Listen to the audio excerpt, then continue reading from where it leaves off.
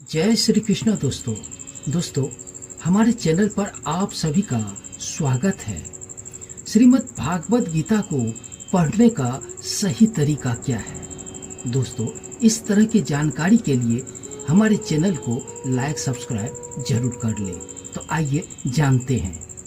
गीता गहरा ज्ञान और अर्थ रखने वाली एक आध्यात्मिक पुस्तक है जो मूल रूप से संस्कृत भाषा में है, लेकिन आज यह कई अनुवादित भाषाओं में उपलब्ध है। लेकिन संस्कृत भाषा का अर्थ न समझने के कारण गीता का पाठ करते समय कई लोगों के मन में यह सवाल रहता है कि गीता का श्लोक क्या केवल गीता के अर्थ अथवा सार को पढ़ना काफी है, या फिर गीता को उनके संस्कृत श्लोक के साथ पढ़ना चाहिए।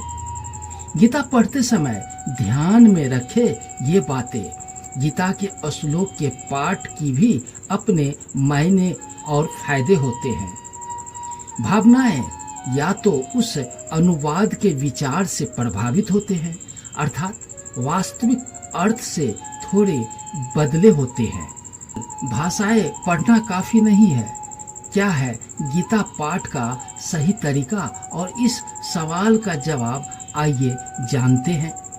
गीता एक आध्यात्मिक पुस्तक है जिसे हर वर्ग के व्यक्ति को पढ़ने की सलाह दी जाती है।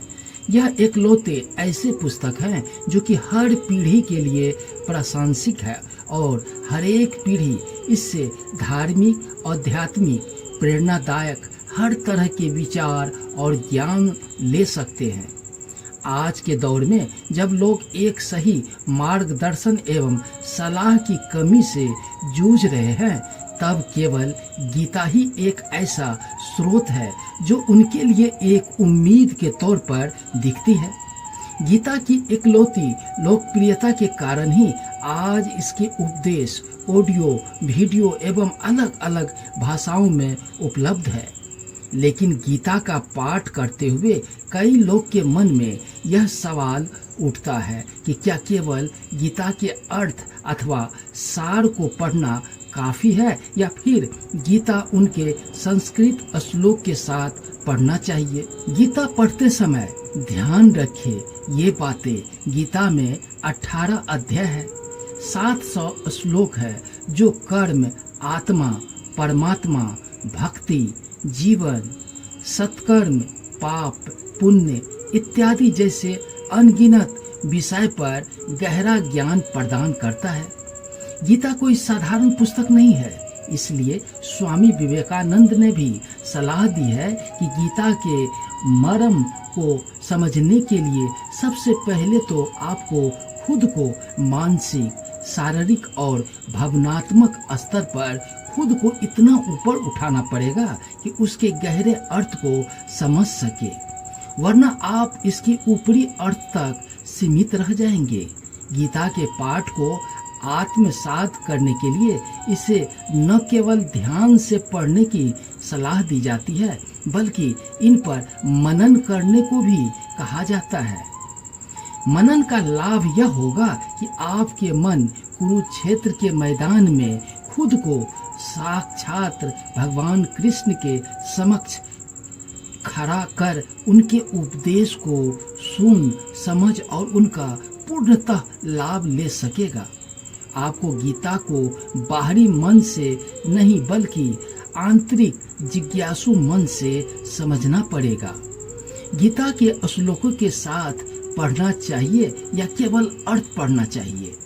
अब जानते हैं कि गीता में आपको श्लोक पढ़ना चाहिए या नहीं, फिर केवल भाषाएं पढ़ना ही काफी है।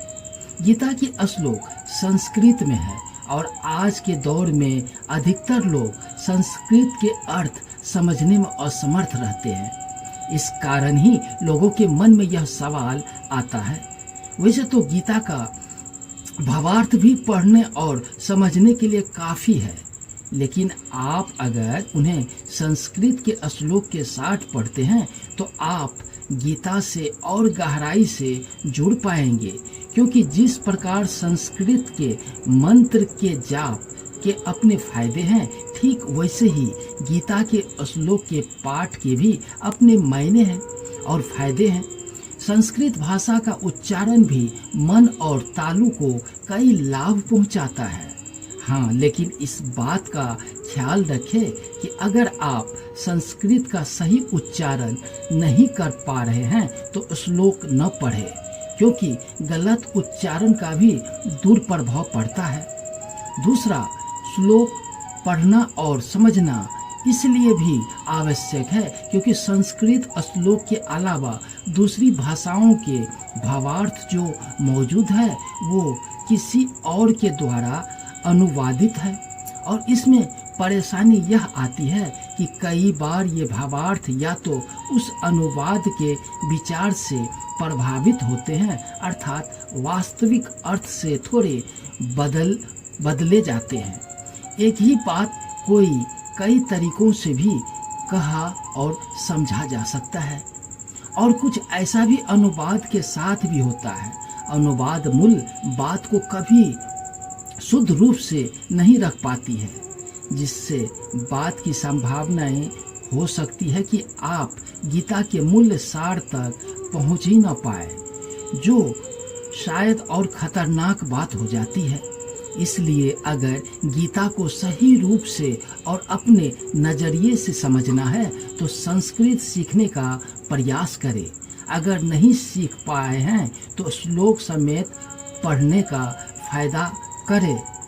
यकीन माने, श्लोक आपके मन, मस्तिष्क और वातावरण को सकारात्मक प्रदान करेंगे।